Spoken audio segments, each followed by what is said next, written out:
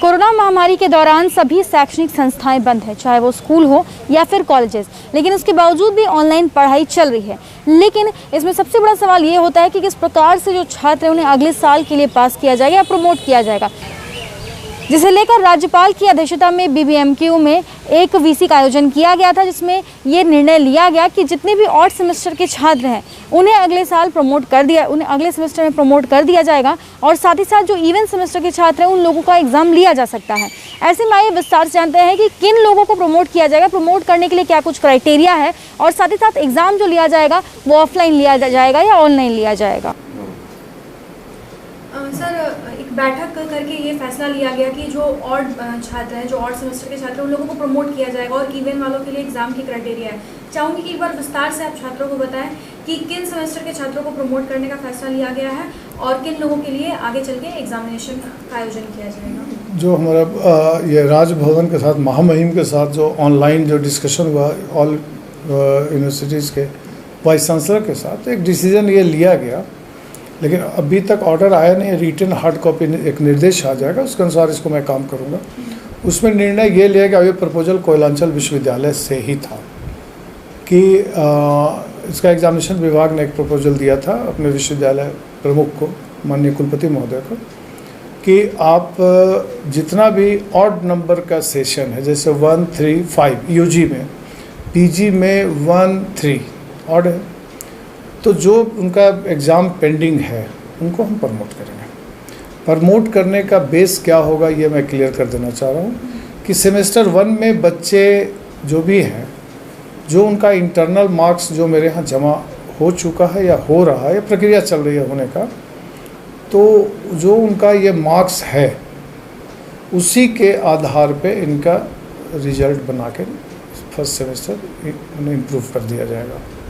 Second में उनको exam इसलिए देना पड़ेगा, ये बहुत क्लियर हो जाना चाहिए कि जो CBCS कोर्स है उसमें अगर पीजी है तो 4 सेमेस्टर, यूजी है तो 6 सेमेस्टर्स हैं।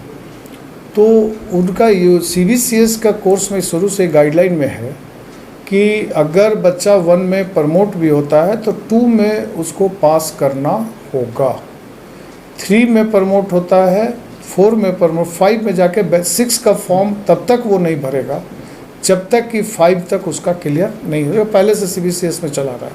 अभी कोविड-19 के ये प्रॉब्लम में ये डिसाइड हुआ कि यूजी में 1, 3, 5 तीनों को हम ऑनलाइन करा दें।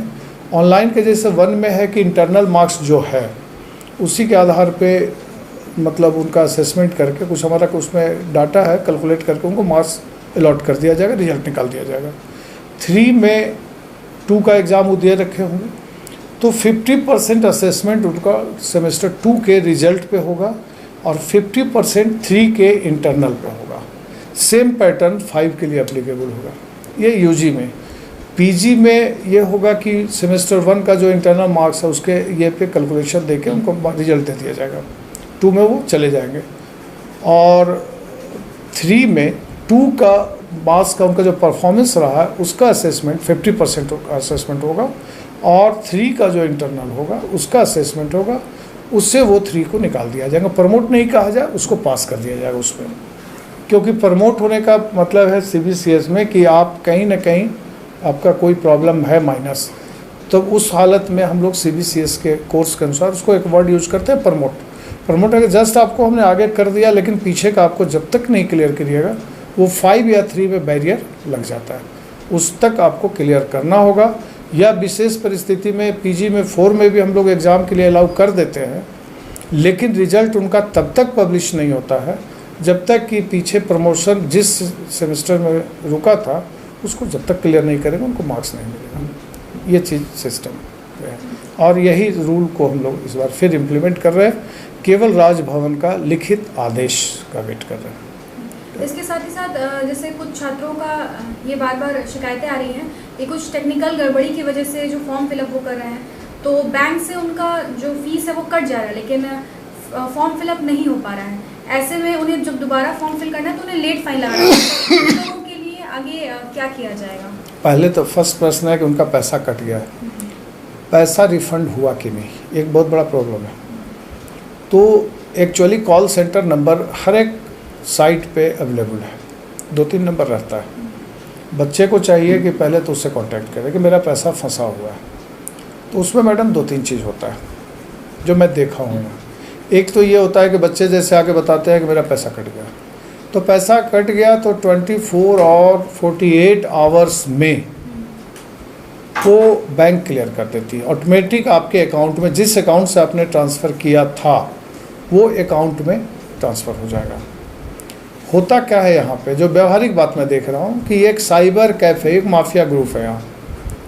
बच्चे कैश दे देते हैं साइबर कैफ़े को, ठीक है, और वो बता देता है कि पैसा कट गया, उसको उनको प्रूफ दे देता है। अब बच्चा दोबारा साइबर कैफ़े में नहीं, क्योंकि पैसा बैंक वापस करेगा उसी अकाउंट में जिस अकाउंट से ट्रांसफ़र आया होगा। तो बच्चे उसको तो देख पा नहीं रहे हैं, साइबर कैफ़े उनको सड़ने नहीं देता फिर कि नहीं आपका कट गया, हो गया। ऐसा नहीं होता है। एक बच्चे का पैसा नहीं कटेगा। अगर ऐसा है तो या तो साइबर कैफ़े में जाए, अगर साइबर कैफ़े अपना अकाउंट नंबर देता है तो लेके वो ब्रांच में जाके बताएं, ब्रांच उसको एडजस्ट कर देगा। अब रह गया कि उस हालत में छूट गया, एक प्रश्न था दूसरा इसमें आपका कि छूट गया और उनको फ़ाइन देना पड़ रहा है। तो फ़ाइन का तो कोई प्रोविज़न तो है ही, तो इसमें फ़ाइन तो देना ही पड़ जाएगा, इसलिए कि पैसा आप डालते हैं लेकिन आपके पास ये कैपेसिटी नहीं होती है कि उसको हम चेक कर लें। अगर आपके अपने अकाउंट से पैसा गया हो और नहीं लौटा हो तो वो बैंक को दिखाएगा, तुरंत रिटर्न कर देगा, वो मैंने 10 मिनट के अंदर रिटर्न करता है। लेकिन आप साइबर कैफ़े से जाते हैं तो साइबर कैफ़े की नीयत सबकी साफ़ नहीं होती है। पैसा एक बार चार्ज कर दिया, आप नहीं लिए, वो कभी ना देगा आपको। चौथी चीज़ है कि इसमें एक कंप्लेन आता है जो मैं कहना चाह रहा हूँ, अगर बच्चे इसको देखते हैं तो कभी भी आप साइबर कैफ़े से लोड कराते हैं तो ये ध्यान रखिएगा कि आईडी पासवर्ड आप देखा कीजिए। आप केवल साइबर कैफ़े को पैसा दे के बाहर मत रहिए, वहाँ एकदम सामने स्क्रीन पर रहिए। सब्जेक्ट का प्रॉब्लम होता है, नाम का स्पेलिंग का प्रॉब्लम होता है, या वो करता क्या है अपना पैसा बचाने के लिए, जो भी उनका लमसम अमाउंट फिक्स्ड है लेने का, तो वो करता क्या है कि अपना पैसा ज़्यादा प्रॉफिट कमाने के लिए एक आईडी पासवर्ड पे 3-3 ठो फॉर्म डाल देता है, 4-4 ठो डाल देता है। अब होता है कि जब एडमिट कार्ड आता है तो लड़का हाँफते हुए यहाँ आता है कि सर हम लड़का है, फ़ोटो लड़की का आ गया। तो मुझे हंसी भी आती है इसकी नादानी पे कि तुम लापरवाही कहीं ना कहीं सज़ा तो देती है। तो वो तो अपना पैसा कमाने के लिए मान लीजिए कि 100 रुपया लेता है तो 4 से 400 लिया, और वो 100 ही रुपया में अपना 1 मिनट या 2 मिनट या 5 मिनट इन्वेस्ट करके 400 रुपया कमाया, तो पैसा उस सबको अच्छा लगता है। लेकिन आपकी लापरवाही, हम साइबर कैफ़े को भी गलत नहीं कर रहे, मैं कह रहा हूँ गलती बच्चे की है। अगर वो लोड कराता है तो उसको वहाँ पे बैठ के स्क्रीन पे पीछे खड़ा होकर देखना चाहिए कि मेरा नाम सही है नहीं, फादर नाम सही है कि नहीं, आईडी पासवर्ड मेरा यूज कर रहा है कि नहीं। तो जो एडमिट कार्ड आता है, लड़का रहता है, फ़ोटो लड़की का आ जाता है, तो उसमें यूनिवर्सिटी क्या करेगी? आपने जो लोड किया है तो यूनिवर्सिटी तो उसी से डाउनलोड, कोई मैनुअल तो यहाँ 100% यह यूनिवर्सिटी ऑनलाइन चल रही है। झारखंड की अकेली यूनिवर्सिटी है जो 100% ऑनलाइन चलती है। कुछ मैनुअल तो है नहीं, मेरे पास आने से कोई फ़ायदा तो होगा नहीं, इस तो आपको केयर लेना होगा। अब एक प्रश्न है कि उनको 550 रुपया अभी फ़ाइन देना लगेगा। तो फ़ाइन तो इसलिए लगेगा कि आप नहीं भरे हैं और हम 5 दिन का एक डेट दे दिए, 7 तारीख से शायद है फॉर्म फिलअप का। जो बच्चे छूट गए हैं इसमें, जैसे बहुत सारा आया कि हम गांव में रहते हैं, कोरोना में हमको पता नहीं चला, जबकि ये सब झूठ बात है। ये ऑनलाइन हमारा सारा न्यूज़ रहता है, पेपर में भी रहता है। ठीक है आपने पेपर नहीं पढ़ा, आपके बैचमेट्स होंगे, ये कोई बात में दम नहीं है उनका कि हमको पता नहीं चला। आप साफ बताइए ना, आप कहते हैं कि भाई मेरी माँ को कोरोना हो गया, हम बिजी हो गए, तो क्या माँ का इलाज करा रहे थे तो आपके पास मोबाइल नहीं था? मैसेज तो गया होगा ना। ये सब बेतुकी लोग का प्ली है। प्ली एक ही है कि कोई तरह से फॉर्म भरवा दीजिए, बहाना चाहिए। और यहाँ ये चीज़ बहुत देखते हैं, इसीलिए हम लाचार हो गए, इस यूनिवर्सिटी को 100% ऑनलाइन कर दिया। आप कहीं और कभी मेरे पास आके नहीं बताएगा सर, जान रहा है को पकड़ के बता देंगे। यहाँ पे एक आदत हो गई है कि बस छपास की आदत हो गई है। ऐसे नाम गांधी में नाम न निकले गोडसे में निकला तो बस ये परंपरा है यहाँ, ये मैं देखता हूँ। बता न लेंगे छात्र, लेकिन ये गलत है। जिन छात्रों का एग्ज़ाम लेना जो इवेंट सेमेस्टर वाले हैं, कब तक उम्मीद है, ऑनलाइन होगा या ऑफलाइन होगा? ऑनलाइन की प्रक्रिया भी चल रही है, ठीक है। ऑनलाइन में अभी तक हम लास्ट स्टेज चल रहा है डिस्कशन, जो पार्टी इसको करेगी उसमें कुछ चीज़ हमने अपना कंडीशन डाला है, क्योंकि मैं यहाँ की स्थिति समझ, हर यूनिवर्सिटी के ऑनलाइन जो एग्ज़ाम्स हो रही है उनका कल्चर और मेरा कल्चर अंतर है। क्योंकि ये तुरंत आ जाएगी कि हम तो गांव में रहते हैं, जंगल में रहते हैं, हमको तो पता ही नहीं चला, टावर छोड़ दिया, फलाना हो गया, बहुत सारी बातें आती हैं। तो जो प्रोसेस फाइनल नहीं है, लेकिन ये प्रक्रियाधीन है कि सभी स्टूडेंट को हर संदर्भित कॉलेज को उतना answer book with bar code मैं प्रोवाइड करूँगा एडमिट कार्ड के साथ, ठीक है। और कॉलेज की जिम्मेवारी होगी कि उतना एडमिट कार्ड लेने बच्चा को तो आना ही होगा, अपना कॉलेज तो जाना ही होगा ना, वहाँ से अपना एडमिट कार्ड और आंसर बुक लेके जाएगा, वो मैं दे दूँगा पहले। आंसर बुक का बार कोड मेरे यहाँ रिकॉर्डेड रहेगा। कॉलेज के जो भी स्टूडेंट को जो आंसर बुक आप दे रहे हैं, वो बार कोड नंबर कॉलेज के प्रिंसिपल की जिम्मेवारी होगी कि उसको लिखवा लें। देने के पहले कौन कौन बार कोड की कॉपी आपने दिया है उसको वो लिखवा लें, और वो मेरे पास हो। उसका फ़ायदा ये होगा कि और कहीं भी मोबाइल से उसको कर सकता है, थोड़ा बहुत एक्स्ट्रा टाइम हम देंगे उसको, ताकि वो मान लीजिए कि कह सकता है कल के हमको तो 3 घंटा लिखते ही रह गया, तो लोड करने में हमको लेट हो गया तो फलाना, वो मैं नहीं मानूंगा। मैं और टाइम दे दूंगा कि तुम उसको लोड कर दो, ठीक है ना। प्लस इसमें चलेगा ई प्रॉक्टर सिस्टम, जो हम नया चीज़ डेवलप किया है। कुछ हमारा भी इसमें अध्ययन है, कुछ हमारा जिस पार्टी से हमारी बात हो रही है उसका भी अध्ययन है। ई पोर्टल का मतलब ये है कि ये ई प्रॉक्टर का मतलब ये है कि हर 25 स्टूडेंट्स पे एक मेरा ई प्रॉक्टर होगा, जो उसके लैपटॉप पे नज़र रहेगा कि ये 25 क्या कर रहा है, ठीक है ना। आप जितना देर में लोड करिए, एक क्वेश्चन लिखिए लोड कर दीजिए, एक दूसरा क्वेश्चन लिखिए लोड कर दीजिए, ठीक है ना। लिखिए लोड करते जाइए, हम उसके लिए कुछ एक्स्ट्रा टाइम देंगे आपको, लेकिन हमारे पास टाइम और डेट क्लियर मेंशन आ जाएगा उसमें। वो सिस्टम हम डेवलप कर रहे हैं, ताकि बच्चा ये नहीं कि आज तो वहाँ टावर नहीं था तो हम 4 बजे शाम से लिखना शुरू किए, वो कहानी मैं नहीं सुनने जा रहा। जो टाइम है आपके अनुसार मैं टाइम दूंगा, और ई प्रॉक्टर मॉनिटर करेगा, सबको देखेगा, और ई प्रॉक्टर को सारा केवल उनकी कहने से मैं नहीं मानने वाला, उनको रिकॉर्ड हमको देना होगा। कॉपी फिर वो ये हो जाएगा, उसको मैं इवेलुएट करा दूंगा यहाँ, ठीक है ना।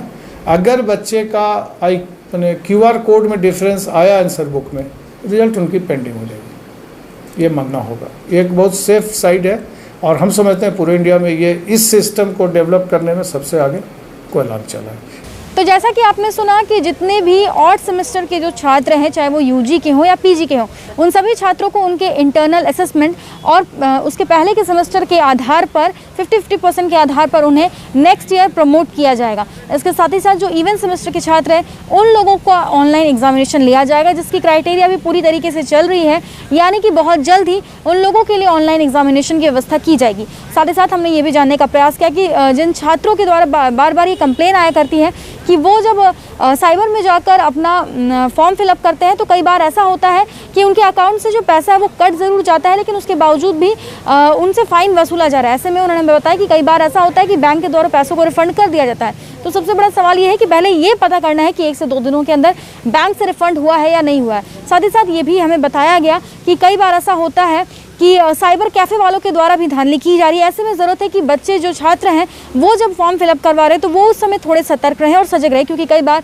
नाम में भी गलती आ जाती है या फिर फ़ोटोज़ लगाने में भी गलती आती है। ऐसे में ज़रूरत है कि वो सजग रहें। इसके अलावा पोर्टल पे भी काफ़ी ज़्यादा जोर दिया जा रहा है, ई एडुकेशन पर जोर दिया जा रहा है। छात्रों को, जितने भी दूर दराज के छात्र जो ऑनलाइन पढ़ाई नहीं कर पा रहे, उन लोगों तक किस प्रकार से सही शिक्षा पहुँचानी है, इन तमाम मुद्दों पर चर्चा की गई, बैठक की गई। और अब जितने भी बच्चों को प्रमोट करना, उसके लिए भी अब एक लिखित बस नोटिस आने का इंतज़ार किया जा रहा है, एक लिखित आवेदन आने का इंतज़ार किया जा रहा है। आवेदन आने के बाद से ही उन सभी बच्चों को अगले सेमेस्टर में प्रमोट कर दिया जाएगा और बहुत जल्द एग्जामिनेशन की भी घोषणा कर दी जाएगी। कैमरा पर्सन प्रकाश के साथ शांभवी, मिरर मीडिया, धनबाद।